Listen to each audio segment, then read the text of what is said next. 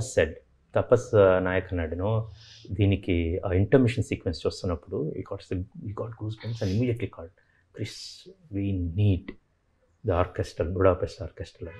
అని ఎమ్మటే మీ కాళ్ళు రాజు గారు, నేను ఎమ్మటే రాజు గారు డైరెక్ట్గా అడగకుండా బడ్జెట్స్ అని ఉంటాను, నేను మాకు డైరెక్టర్ శేషి గారు ఇన్వాల్వ్ చేశారు, శేషి గారు ఒకసారి రాజు గారితో మాట్లాడండి అని. So then we all excited, we want to do it అన్నమాట బేసికలీ. బట్ చాలా బాగుంది సార్. రే చేసాం రా అన్నాడు. ఓకే వెరీ గుడ్, ఏం చేసావు? లైవ్ ఆర్కెస్ట్రా చేశాను రా finally. So it was our dream sir. When I told you in starting of the interview, మేము ఒక స్టూడియో షేర్ చేసుకుంటున్నప్పుడు వాడిదనే కాదు నాదనే కాదు, any musicians dream would be recording a live orchestra. So దానికి ఆ టైం రావాలి, ఆ టైం కావాలి. సో ఒక సినిమాకి నాకు వచ్చింది, ఒక సినిమాకి వీడికి వచ్చింది. This he called me and he was so happy, proud. I could see that small shiver in his voice and everything. But know that was super happy for him. ఈ సినిమాకి ఎలాంటి మ్యూజిక్ కావాలో, సాంగ్స్ కావచ్చు, folk నుంచి fusion నుంచి rap నుంచి and everything, plus ఎలాంటి BGM కావాలి. I'm very proud of. Background score చాలా బాగా వచ్చింది సార్. యాక్చువల్లీ నేను ఐ వాజ్ దేర్ కదా సార్ మొత్తం.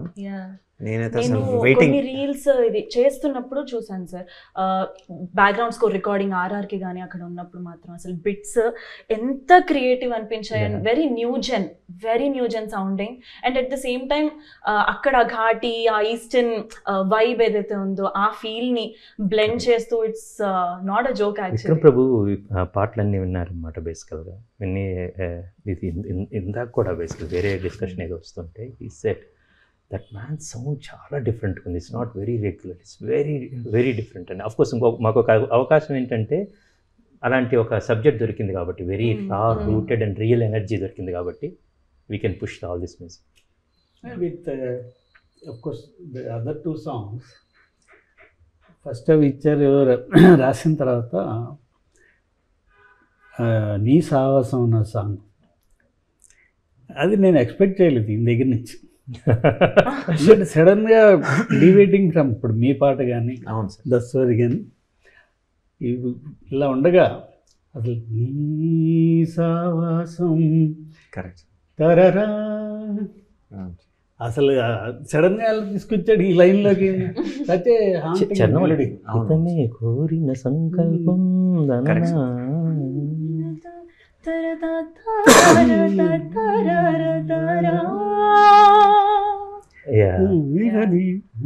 ట్యూన్ పాడారు కదా.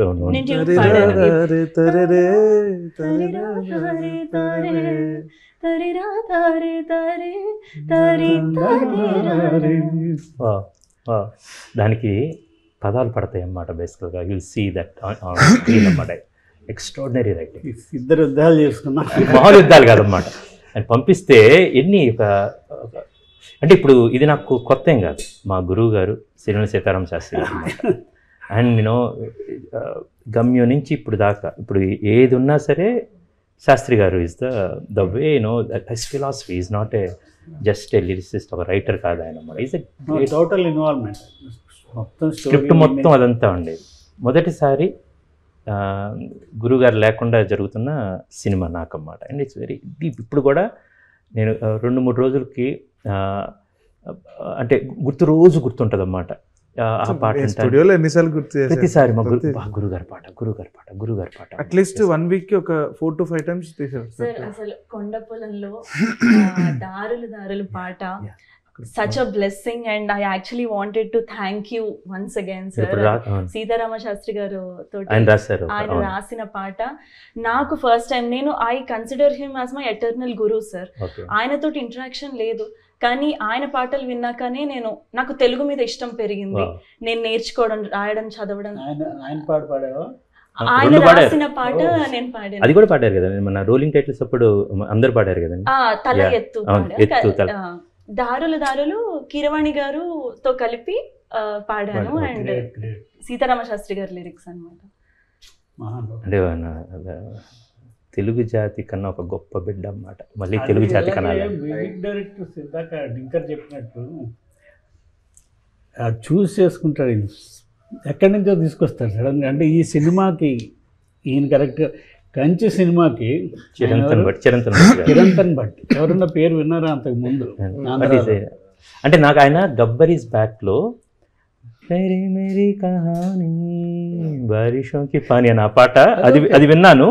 దెన్ ఆయన గబ్బర్తో గబ్బర్ ఈజ్ బ్యాక్లో పనిచేస్తారు. బట్ అది ఆయన ఆ పాటలు ఇచ్చారు కదండి బేసికల్గా. ఈయన మ్యాచ్ ఈయన చేస్తాడని అలాగే ఇటు ఆ సాంగ్ ఇటు ఇటు ఇటు ఇటు అని అది కావచ్చు.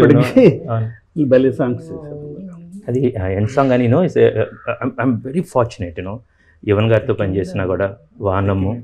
But all these songs Keeravani గారు మనీష్ శర్మ గారు each and every one actually this is the నేను షూటింగ్లో అంటే you will be in every second అన్నమాట. ఒక్కసారి మ్యూజిక్ కంపోజింగ్ ఉంది, I have to meet Keeravani గారు, I'm going to meet Manish Sharma గారు, చిరంతన్ గారు కావచ్చు, మూర్తి గారు కావచ్చు. వీటి ఎంత ఎంజాయ్మెంట్ ఉంటుందంటే because the creativity and pure art. నాకున్న లైఫ్లో ఉన్న ఒక చిన్న రిగ్రెట్ ఏంటంటే ఓకే అయ్యో పాడలేము, నేర్చుకోలేదు. బేసికల్గా కోవిడ్ టైంలో అన్ని మీరేం చేసి లేదు కాదు, చిన్నదైనా సరే మన శ్రీరామ్ నగర్ అక్కడ చిన్నది బ్యూటిఫుల్ కథ రాశారన్నమాట. కథ ఆయన నవ్యలో ముందు మాటలు ఒక చోట రాస్తారు. అది యాక్చువల్గా ఆనందం అంటే ఏమక్కర్లేదు, కూర్చొని ఏదో చిన్న పుని రాగం పాడుకుంటే రాక్కర్లేదు. అందం అంటే ఏం లేదు, ఒక పువ్వు కోసుకుని దూరం అక్కడ పక్కన పెడితే దేనికి అవసరం కాదు, బట్ ఎంత డిఫరెన్స్ ఉంటుందో అని. సో అది ఇట్స్ ఎ బ్యూటిఫుల్ థింగ్స్ అన్నమాట. బట్ ఎప్పుడైనా సరే రికార్డింగ్లో కూర్చున్నప్పుడు కానీ మీరందరూ కలిసి నేను ఈరోజు ఏంటంటే యాక్చువల్గా ఇది నేను మొత్తం కాపీ అయిపోయింది. I was very happy, relax. నిన్నే మొత్తం వి వెంట్ క్లీన్గా అయిపోయింది. There are reasons for me to be happy and everything. ఈరోజు that first interview my team Tanmay గారు వీళ్ళు team we have to do the first interview, Shekhar వీళ్ళు చెప్తా ఉన్నప్పుడు then I told let's do one interview, we'll do what I enjoyed while making the music, the heartbeat of the movie.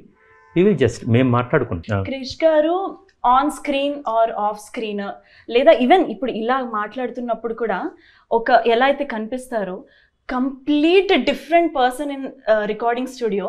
Sagar అన్న నేను ఉండి అక్కడ compose చేస్తున్నప్పుడు ట్యూన్ పాడుతున్నప్పుడు we have seen him become a kid dancing for the music and the way he's like మొత్తం involve అయిపోయి ఆ రీల్లో కానీ విజువల్లీ మ్యూజికలీ కూడా ఇన్వాల్వ్ అయిపోయి the way he was enjoying every bit of it.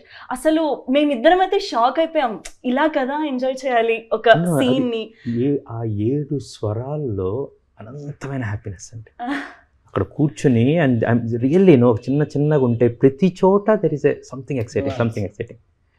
చిన్న న్యూయాన్స్. ఇప్పుడు మీరు పాడుతున్నారు, మీరు ఆ స్థాయి మార్చేసరికి అదే కొత్తగా వచ్చింది. ఆయన ఫస్ట్ కంపోజ్ చేస్తున్నప్పుడు ఇక్కడి నుంచి వెళ్దాం తను ట్యూన్ పాడుతున్నప్పుడు నాకు గుర్తుంది, అది నీ సావసం ట్యూన్లో పాడుతున్నప్పుడు వాట్ దే డిడ్ అండ్ అవన్నీ this are exciting thing for me to enjoy అన్నమాట. నీసావసం ట్యూన్ పాడుతున్నప్పుడు you asked me to give a very heavy tone, బరువు ఒక చాలా హెవీగా అనిపించాలి అని అని మొత్తం ఇలా ఫుల్ టోన్లో పెట్టి పాడింది. కానీ తర్వాత ఫైనల్ నేను విన్నాను, ఒక వర్షన్ విన్న తర్వాత it's like the quite opposite. ఇప్పుడు సాఫ్ట్ కంప్లీట్ సాఫ్ట్కి దీనికి ఎంత డిఫరెన్స్ వచ్చింది అన్నది అసలు ఫస్ట్ ట్యూన్ చేసినప్పుడు ఉంటుంది. Then once visual because that comes on the visual ఈయన రాసిన తర్వాత then Sagar the way and దాని తర్వాత the beauty of that is ఆ సాంగ్ వచ్చిన తర్వాత the same song he used in the background music. అని స్వీటీ గారి విశ్వరూపం ఉంటుంది అన్నమాట ఒకటి, దే సీక్వెన్స్ వేర్ చండాస్ అన్నీ వస్తూ ఉంటే టన్ టన్ టన్ టన్ టన్ టన్ అన్నమాట. అసలు మనోడు రిథంలో కింగ్ కదండి బేసికల్గా. అది సార్ ఇంకో సాంగ్ రాశారు, అది రేపు ఇదే గణేష్ 2 రోజులు అది రిలీజ్ అవుతుంది. అది మనం విన్నాం ఇందాక, ఓలే ఓలే ఓలే ఒప్పులు కుప్ప అనేది అన్నమాట. అది అందులో సాగర్ గారి అమ్మాయి లాస్ట్ చరణం అంతా సాగర్ తన డెబ్యూ అన్నమాట. దాని డెబ్యూ అంబరం అంటే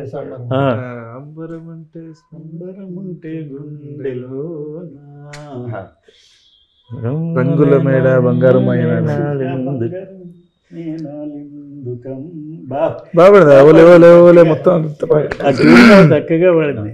అది అంటే ఆ ఒక శ్రీకాకుళం సిక్కులు అన్నీ దాటుకొని వెళ్ళి